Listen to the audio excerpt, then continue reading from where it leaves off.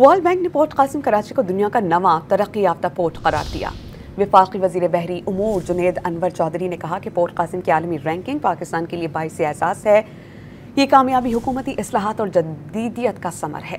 बंदरगाही operations को आलमी मयार पर लाने का आज़्म है।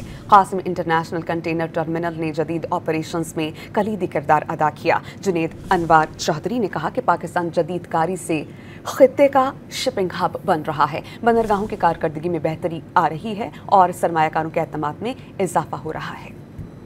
वर्ल्ड बैंक ने पोर्ट कासिम कराची को दुनिया का नवा तरक्की याफ्ता पोर्ट करार दिया। वफाकी वज़ीर बहरी उमूर जुनैद अनवर चौधरी ने कहा कि पोर्ट कासिम की आलमी रैंकिंग पाकिस्तान के लिए बाइस एहसास है। ये कामयाबी हुकूमती इस्लाहात और जदीदियत का समर है। बंदरगाही ऑपरेशंस को आलमी मयार पर लाने का आज़्म है।